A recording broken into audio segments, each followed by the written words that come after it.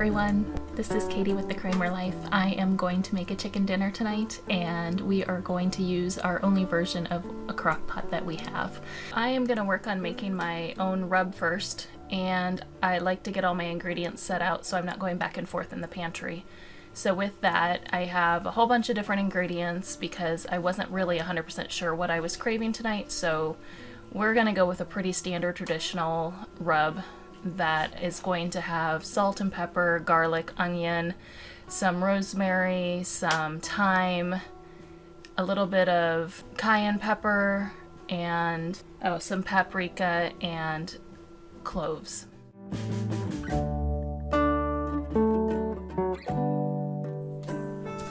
So just mix this all up.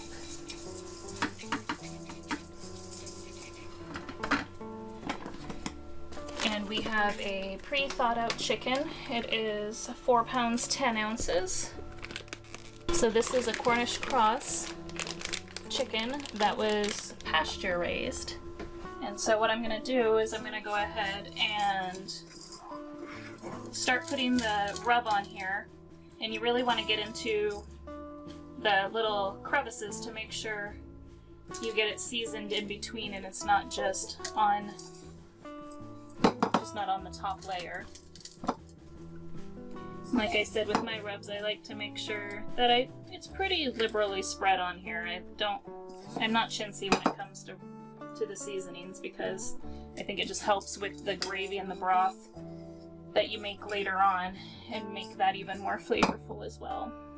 Alright, he is all seasoned up and ready to go into the cooker, so I'm gonna go ahead and take him over there.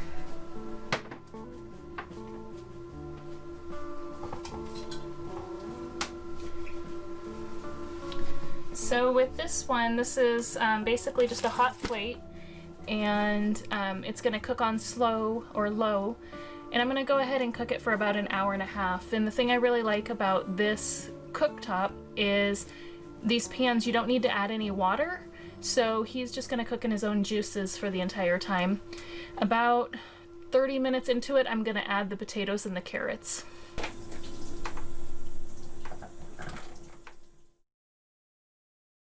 Alright, so as we have the chicken in the slow cooker getting that ready, I'm going to go ahead and make a pie crust.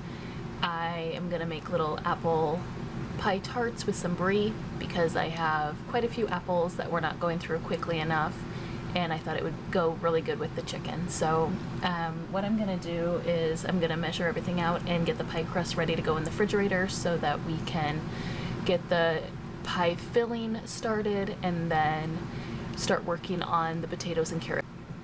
So I'm going to start with all the dry ingredients.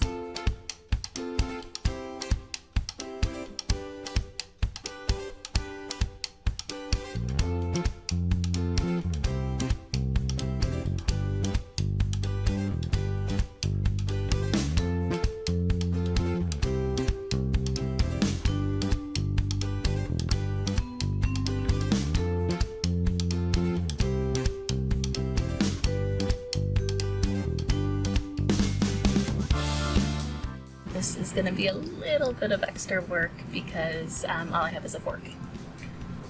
I'm just going to press in the butter.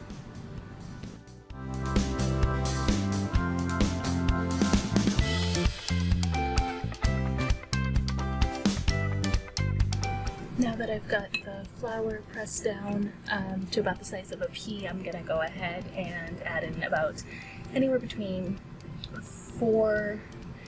3 and 4 tablespoons of water. We'll see how it goes, just to kind of see if we get the consistency we're looking for. And for the water, I did put it on ice, so it's very, very cold.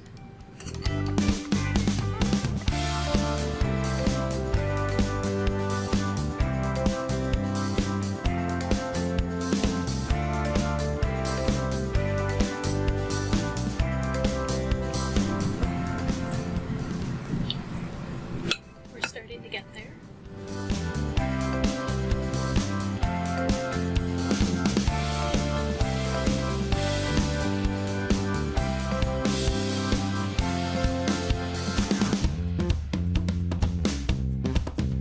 Alright, I think this looks good.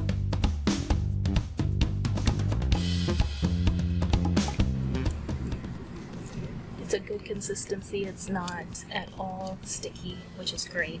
So I'm gonna go ahead and roll this up, pat it down, put it in some plastic, and put it in the fridge for about 20 minutes. Now I'm gonna work at the pie filling. I personally like my apples to be peeled and pre-cooked so that the pie crust isn't extra juicy. I don't like it when it's really watery and then you have a soggy bottom, so I'm gonna go ahead and peel the apples. I chose Honeycrisp apples for this, and I'm going to season them with this cinnamon sugar and nutmeg, and then I'm gonna put them in the pan and just cook them up a little bit.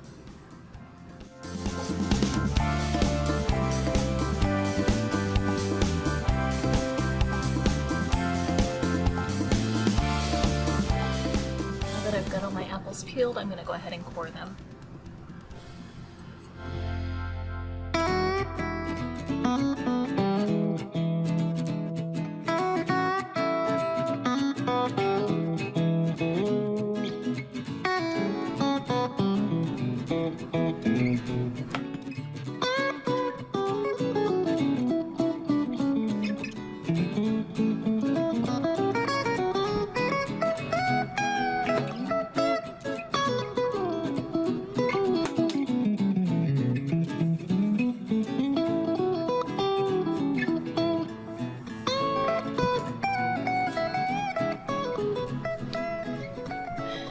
So they just have nutmeg, cinnamon, and sugar on them. That's it. We're going to put them on the stove and let them cook out and get some of that moisture content out of them. And then we're going to go ahead and get them ready for the pie filling. Okay, so the chicken is being cooked, and Floyd thinks it's dinner time because all of this delicious smells. He's been licking his lips for a while now. So I've got the chicken in the slow cooker. I've got the pie crust in the refrigerator, and we have the apples steaming. So with that, I'm gonna go ahead and start cleaning the potatoes and the carrots and getting them ready to go ahead and put them into the slow cooker with the chicken.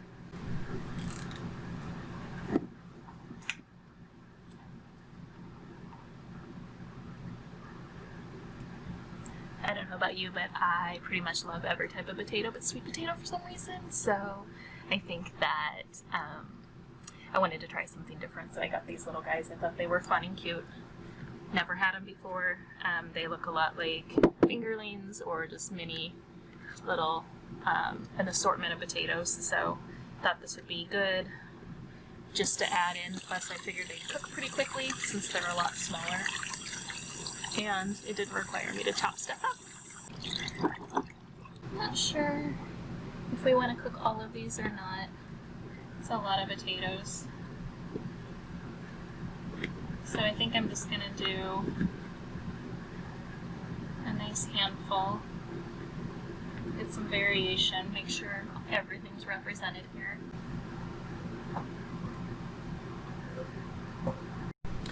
Okay, so I have the pie crust out on the countertop here. Took it out of the fridge, had it in the fridge a little over 15-20 minutes, and I'm going to now strain the apples and show you why I like to pre-cook them, because if not, all this liquid would just end up in your pie crust and it gets a little soggy. So not a big fan of a soggy pie crust. I like it pretty crispy. So let's do that.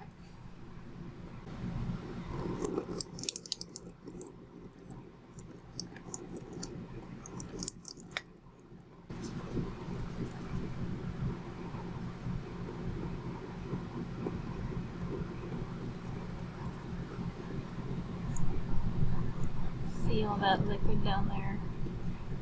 So that's the reason I like to pre-cook it, so we don't have quite so much liquid.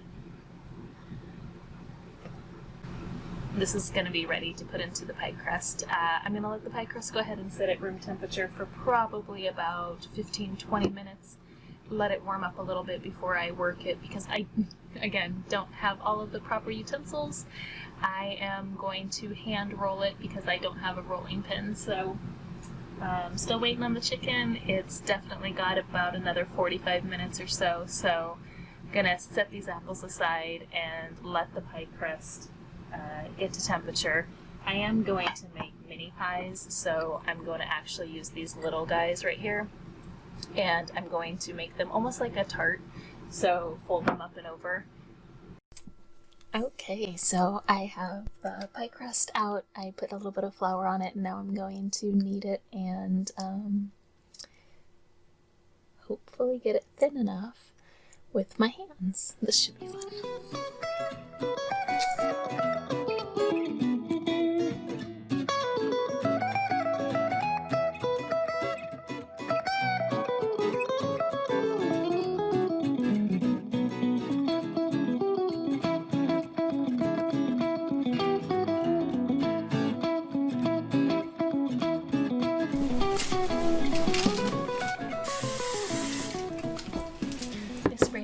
Spray in there because I'm not sure if it's gonna stick or not, so I folded it over and just pressed it out again after I measured the approximate amount that I felt I wanted for my pie.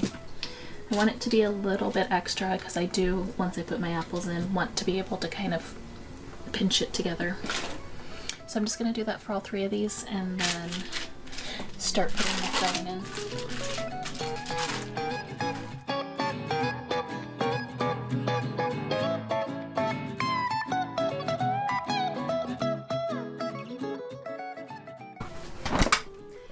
Almost forgot a critical ingredient.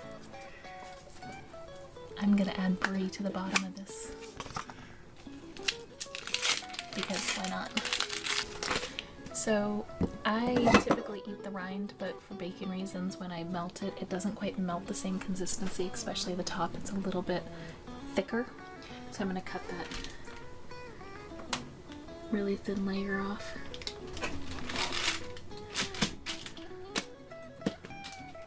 So this should help with the melting of it.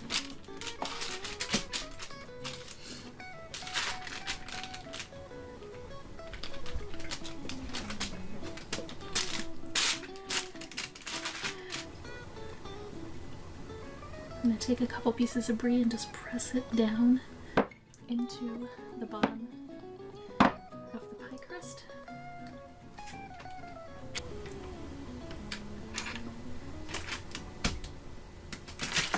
I'm going to make 2 with and 1 without.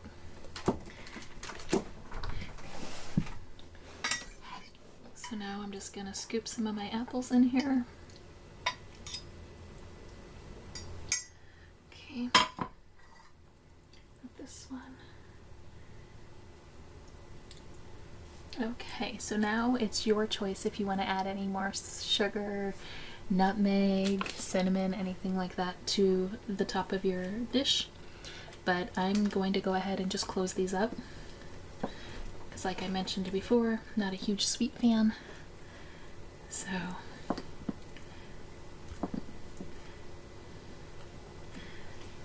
I just want to make these a little thinner so they bake a little bit more evenly at the top, but also almost like a little tart. So just taking and pinching all of the dough together.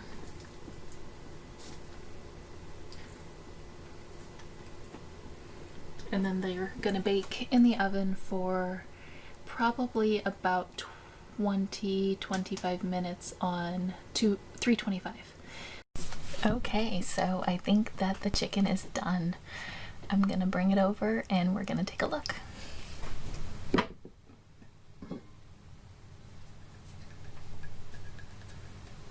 So I took the chicken out. It got a little mutilated with the tongs here. So if you remember, I didn't add any liquid at all here. Let's see if we can take a peek at this. This is all from the chicken. There we go. I'm gonna go ahead and use this and make a pan sauce on the stove. So for this, I'm just gonna go real simple. I'm going to add the drippings and all of the juice along with probably a little bit more chicken stock and some rosemary, some of the same seasonings that I used for the chicken, just to kind of bring out the flavors even more. So I have my butter in there, so I'm going to start with a roux, do butter and flour, and then I'm going to start putting the drippings in, and I'm going to add a little bit of extra bouillon. Better than bouillon.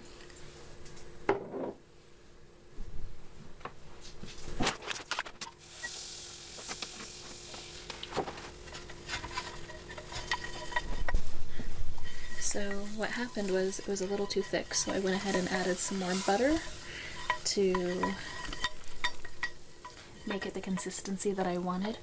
And with the flour, you just want to cook it down for about 3 to 5 minutes just to get that floury taste out. And so all I'm going to do is just kind of stir it up, but that's a great consistency for a roux.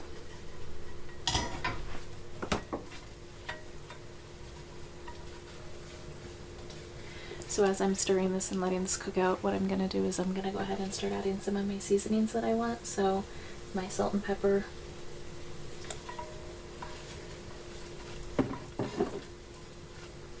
and probably some garlic and some rosemary.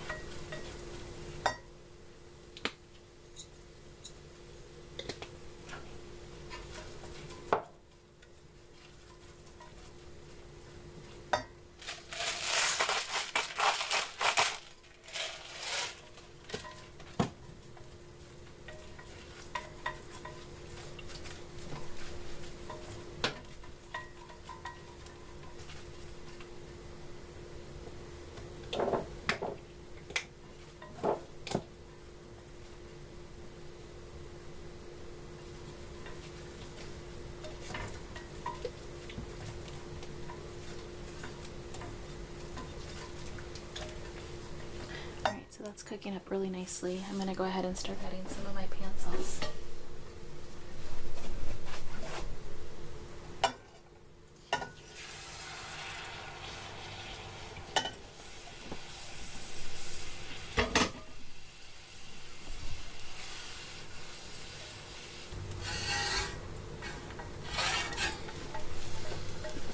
It's thickening up quite nicely.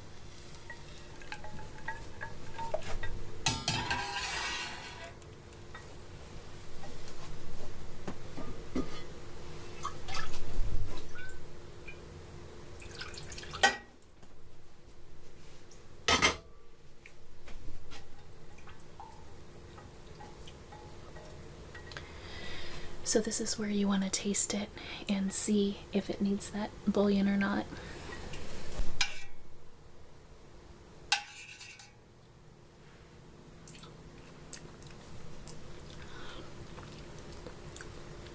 That's really good.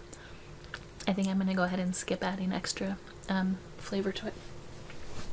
So I just want to thicken it up a little bit. Usually I use like a sour cream, but I'm out of it, so I'm just going to put like a teaspoonful of yogurt in there,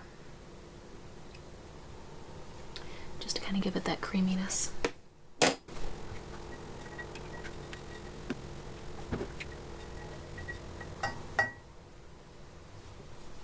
All right, let's check on those apple pies.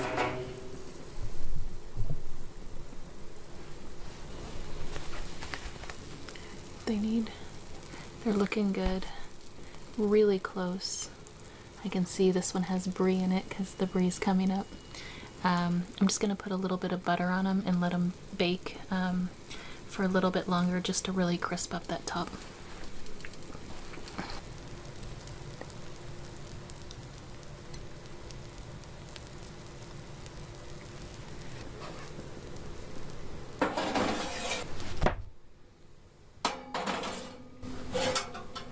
So I went ahead and turned the oven up to broil so that it can get a little crisp on the top. With a RV oven, you've got to use some kind of tricks and tips along the way. As you're baking, you learn some new stuff. Alright, we have a chicken leg and thigh, potatoes and carrots with a gravy, Looks delicious. Let's eat. It's time for dessert.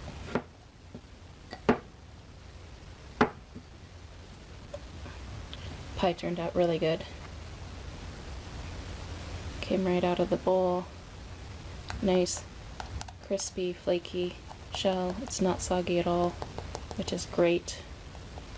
Very excited. This one has the brie in it. You can see it kind of melted up a little bit. Very delicious though.